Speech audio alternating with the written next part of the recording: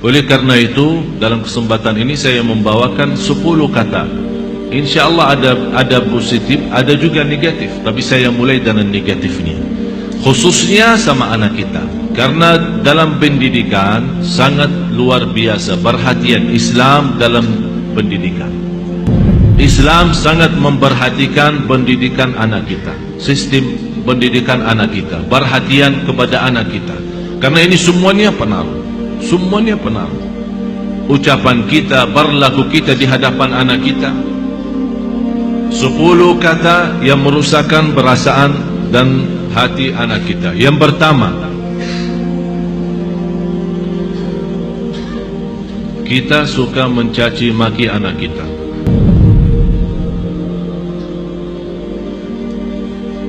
Ini sebuah bahaya, apalagi kalau kita lagi emosi.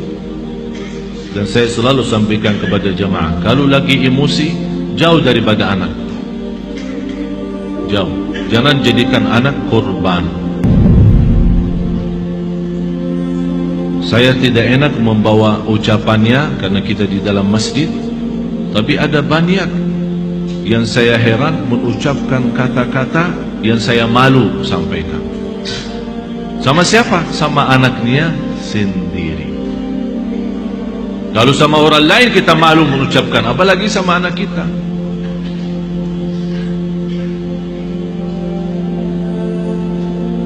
Jadi salah satu kata yang pertama dari 10 adalah caci maki. Yang kedua, kita menghina anak kita. Bagaimana menghina anak kita? Ya di depan kawan-kawannya. Kalau dia bersama kawan-kawannya di dalam kelas atau di sekolah, kita datang jemput atau hantar, tapi kita suka menghina anak kita di hadapan mereka.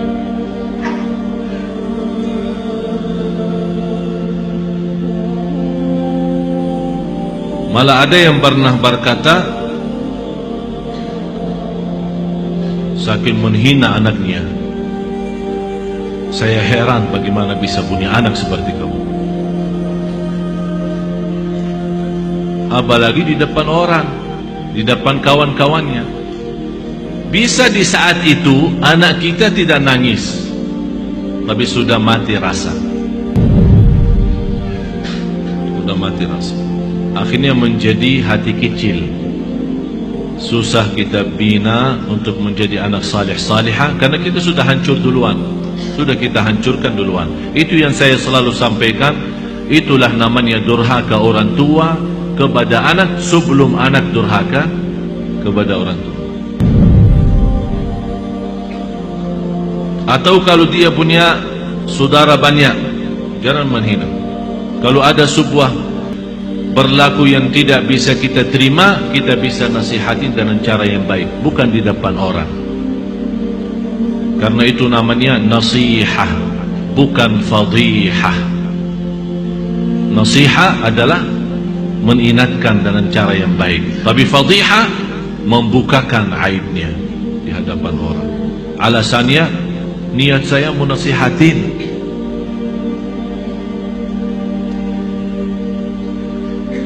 Yang ketiga, selalu kita suka membawa bandingannya dia sama orang lain. Ini lihat, abang kamu jauh lebih pintar. Ini lihat, anak itu luar biasa. Kamu tidak bisa seperti mereka. Itu tidak bahaya itu. Ini mengakibatkan apa? Kecil hati. Yang kedua, benci sama orang itu. Akan menimbulkan rasa benci. Jadi akan selalu berlawan. Di mana ketemu kalau diajak main tidak mau sama. Karena kenapa? Karena kita selalu bandingkan ini A sama B. Apalagi kalau dia punya adik-adik yang lain. Coba adik kamu, abang kamu, kakak kamu, pintar bacaannya, pintar najinya, pintar salatnya. Kamu apa sih? Ini mohon maaf, ini bukan sering terjadi, malah saya sendiri mendengar di hadapan saya ibu yang membawa 3 anak, yang dinyakiti perasaannya 1.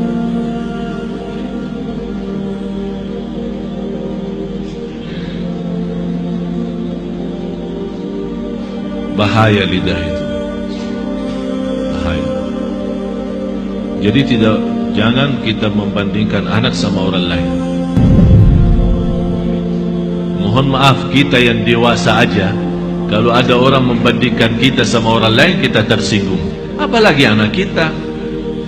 Kita ada yang dewasa yang sudah faham, mengerti, bisa mengerti maksudnya orang, bisa mengerti tujuannya orang, kita bisa tersinggung. Apalagi anak kita. Yang keempat, cinta dengan syarat. Aku cinta kamu, tapi syaratnya begini. Jadi seolah-olah kita tunjukkan kepada anak kita, kalau ibu tidak sayang begini aja, ikhlas tidak sayang, tidak cinta ikhlas. Tapi cinta kalau kamu salat. Aku cinta kalau kamu ngaji. Aku cinta kalau kamu diam. Aku cinta kalau kamu tidak nonton TV. Berarti itu namanya cinta dan syarat-syaratnya.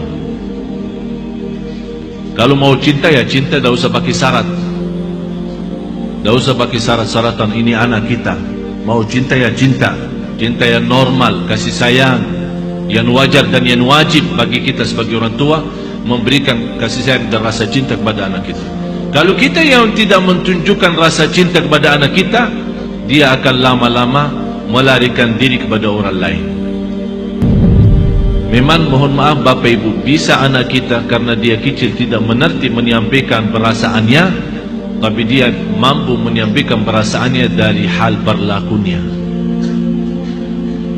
Begitu dia melihat seorang yang memberikan perhatian dan kasih sayang, biarpun orang itu bukan keluarganya, orang jauh, begitu dia ketemu orangnya, dia malah lari, belum orang itu. Sepertinya kehilangan rasa sayang di rumahnya. Dan banyak saya perhatiin anak-anak yang datang kepada saya begitu melihat anaknya sambil peluk dan cium saya bilang dalam hati saya, kasihan,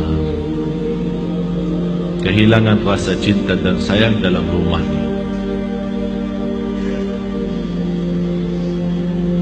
Yang kelima, kita menyampaikan kepada anak kita info-info atau informasi yang salah. Maksudnya apa informasi yang salah? Laki-laki tidak boleh nangis. Siapa yang bilang?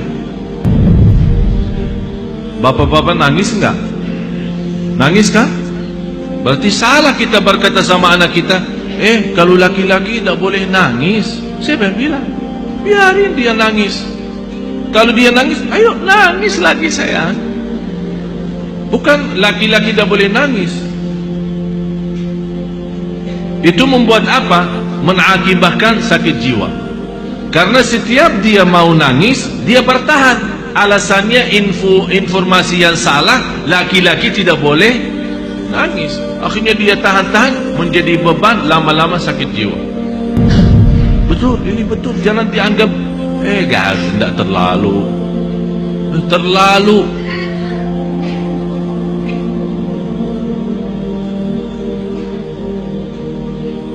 Yang keenam, ini yang lebih bahaya.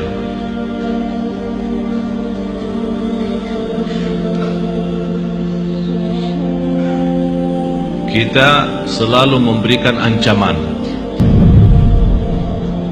Ayo makan habisin, kalau tidak datang hantu.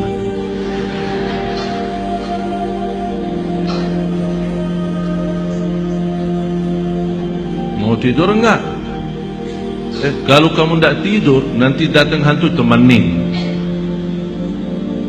Ini selalu kita, niat kita apa? Niat kita supaya dia cepat tidur, tapi mengakibatkan dalam perasaannya banyak hal yang tidak bagus.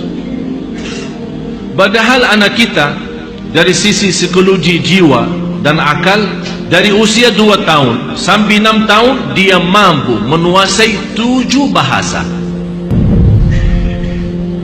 Ini bukan sembarangan. Ini ada orang keahlian psikologi akal dan jiwa membuktikan anak dari usia 2 tahun sampai 7 tahun Kalau diberikan perhatian sepenuhnya, dia mampu dari sisi psikologi, akal dan jiwa, mampu menguasai 7 bahasa. Bahasa kita, bahasa daerah, bahasa Arab, bahasa Inggris, terserah, 7 bahasa.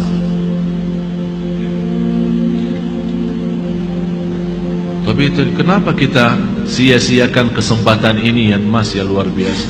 Kenapa kita siakan? Yang ketujuh, kita selalu melarang anak kita berlaku sesuatu tapi tanpa sebab. Artinya tanpa menjelaskan kenapa. Tak boleh ini. Dia minta sesuatu, tidak ada.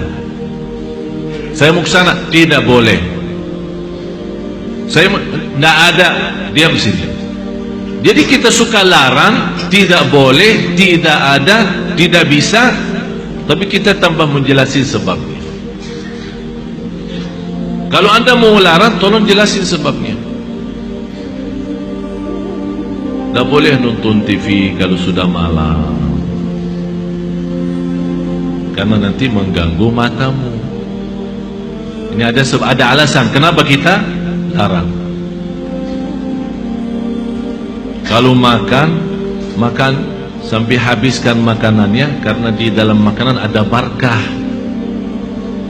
Kita tidak tahu di barakahnya yang di mana.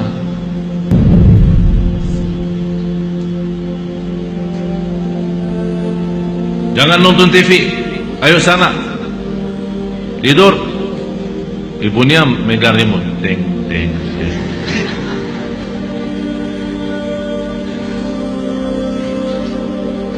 Anak kita bisa pendiam ya. Mungkin ada di antara anak ibu-ibu yang suka lawan, tapi ada yang diam sudah masuk ke kamarnya. Tapi Allah Maha tahu perasaannya apa di saat itu. Dilarang nonton TV, malah ibunya enak-enak nonton TV.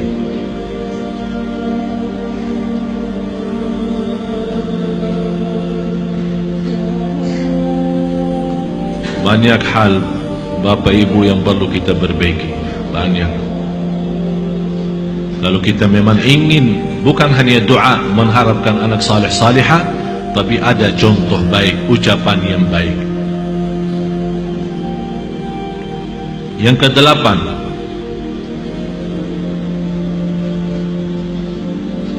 menghancurkan perasaan atau menghancurkan kepercayaan anak terhadap dirinya. Kamu bodoh selama-lamanya, tak bakal jadi pintar. Astagfirullahaladzim, ada orang sejahat itu. Jadi walaupun dia sudah ada niat untuk berikhtiar, berusaha, kita sudah habis-habisan, tak ada. Memang kamu diciptakan oleh Allah bodoh seperti ini. Saya nyesal punya anak seperti kamu. Saya benci hari kelahiran kamu. Bapak Ibu, saya mengucapkan ini bukan dari saya. Saya punya telinga mendengar apa yang kata orang. Masa saya benci hari kelahiranku, hari kelahiran kamu? Jadi seolah-olah mengikatkan hari kelahiran anak kita hari misal Sabtu. Jadi saya benci Sabtu gara-gara kamu. Ya Allah, ini sudah betul-betul menghancurkan total anak kita. Yang ke-9, kita berdoa terhadap anak kita doa yang buruk. Saking kesal perasaan kita sama anak kita, dan dia keluar dari rumah tanpa minta izin dan ridha kita, langsung itu mudah-mudahan kamu celaka. Rasulullah sallallahu alaihi wasallam melarang orang tua mendoakan anaknya buruk. Kalau terjadi diijabah doanya akan nyesal, kata Rasulullah. Biarpun ibunya, biarpun bapaknya betul-betul sakit hati sama anak, begitu dia mendoakan celaka, terjadi kecelakaan itu, pasti dia nyesal dan sedih, bisa nangis, dan bisa tidak memaafkan dirinya terhadap apa yang telah dia ucapkan. Kalau anda tidak mampu saking sakit hati sama anak kita, tidak bisa mendoakan baik, kembali lagi lebih baik diam. Kalau tidak bisa berdoa baik, lebih baik diam. Tapi bahaya, jangan mendoakan anak ini celaka. Salah satu kawan saya yang pernah saya ceritakan, yang punya 3 impian, 3 harapan, ingin kembali sihat, karena dia sekarang sakit lumpuh dari umur usia 18 sampai sekarang hampir 40-an. Dari umur 18 tahun, sekarang 40-an, sampai sekarang dia dalam kondisi lumpuh total, tidak bisa bergerak sama sekali, masih bisa berbicara saja. Di antara harapan beliau, sebagaimana saya pernah jelaskan, ingin kembali sihat walafiat supaya bisa megang Al-Quran, ingin kembali sihat walafiat supaya bisa nikmati sujud, ingin kembali sihat walafiat supaya bisa memeluk orang tua dan mencium orang tua. Akibat sakitnya dia sampai dari sekian tahun, dari sejak 18 tahun umurnya sampai sekarang 40, sebabnya dia terjadi begini adalah doa orang tuanya. Karena dia pernah pulang tidak ke sekolah, orang tuanya tanya, kamu sudah sekolah hari ini enggak? Setahu saya sudah antar ke sekolah, tapi saya dapat informasi kamu tidak masuk, malah kamu larikan diri sama kawan-kawan kemana. Kata anaknya, bohong yang bawa fitnah itu. Saya sudah ke sekolah. Ya, namanya anak-anak mau larikan diri dari tanggung jawab orang tuanya, dia bohong. Lebih baik berbohong, katanya. Apa kata ayahnya? Kalau kamu bohong, mudah-mudahan celaka hari ini. Pergi sama kawan-kawan, ini cerita sendiri dia menceritakan. Pergi sama kawan-kawannya kepada satu tempat hiburan yang ada kolam renang. Kemudian dia naik sebuah tempat tembok yang agak lumayan tinggi. Kemudian mau loncat ke dalam kolam itu. Begitu dia loncat, kepalanya kena. Padahal lantai bawah terlalu dalam, tapi kok bisa kena. Kepalanya terputus salah satu saraf di bagian lehernya, mengakibatkan lumpuh total, tidak bisa bergerak sama sekali. Orang tuanya menyesal karena telah mendoakan seperti itu. Tapi kata anaknya, bagi saya nikmat besar doa kecelakaan ayah saya. Kenapa? Karena dengan doa dalam kondisi ini baru saya bisa kenal Allah lebih dalam, dan alhamdulillah beliau sudah menghafal Al-Quran 30 juz. Dalam kondisi itu tidak pernah berhenti salat malam. Dan Masya Allah, setiap di sana sini, dari masjid ke masjid, memberikan ceramah. Dalam dia dibawakan dengan kursi roda yang tidak bisa duduk, dia dibuatkan kursi roda khusus, miliknya kayak milik tempat tidur, karena dia tidak bisa duduk, tapi masih bisa berceramah. Saya kemarin berusaha untuk mengundang beliau datang kemari, tapi masih kita harap mudah-mudahan bisa. Dan kemarin beliau mengundang saya acara pernikahannya. Subhanallah, ibu saya menceritakan istrinya cantik luar biasa. Sampai orang bertanya sama istrinya, apa yang kamu harapkan sama seorang seperti ini keadaannya? Dia berkata, saya harap masuk surga lewat si Abdullah ini. Jadi saya tidak harap apa-apa, tapi saya harap bantu dia seikhlas-ikhlasnya.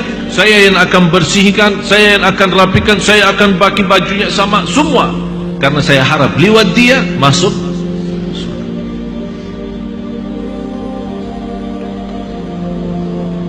Yang terakhir 10 kata Yang ke-10, kita suka membongkar dan membuka aib anak kita di hadapan orang lain.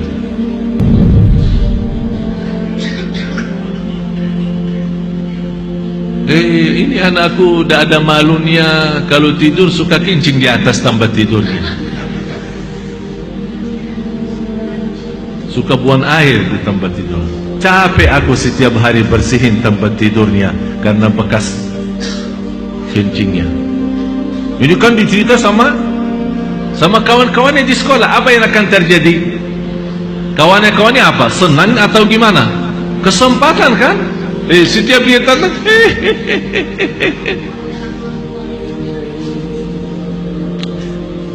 Astaghfirullahaladzim. Kita istighfar.